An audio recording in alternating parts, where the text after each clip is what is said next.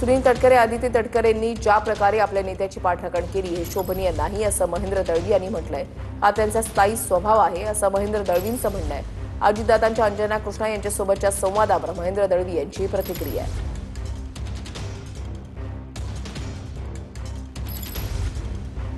अनेक वेळा अनेक नेत्यांना फसवण्याचं त्यांनी पाप केलेलं आहे। हे उघड सत्य आहे, त्याच्यामध्ये लपवण्यासारखं काही नाही आहे। मी चॅलेंज त्यांना देतो त्या बाबतीमध्ये आमच्याविषयी असं वक्तव्य करून त्यांनी बघू दे। अनेक उदाहरणं सांगू शकतात। उदाहरण आता सांगितलं की त्यांच्या नेत्याची आबरू झाकण्यासाठी त्यांनी केलेलं वक्तव्य एका मंत्री महोदयाला एका खासदाराला शोभनीय अजिबात नाही आहे।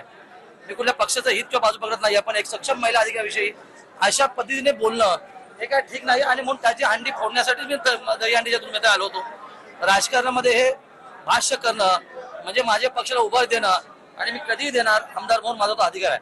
आपण बघितलं की सन्माननीय मंत्री असतील, आदिताई असतील, खासदार तटकरे साहेब असतील, त्यांचे चिरंजीव असतील, ज्या पद्धतीने त्यांच्या नेत्याची पाठराखण करत होते हे खरंच शोभनीय नाही आहे। एक महिला अधिकाऱ्याविषयी आपला नेता कसा बोलला आहे त्याची व्हिडिओ रेकॉर्डिंग बाहेर आलेली आहे आणि त्याची मग पाठराखण करणं हे काय शोभनीय नाही आहे। हा त्यांचा स्थायी स्वभाव आहे असं नक्की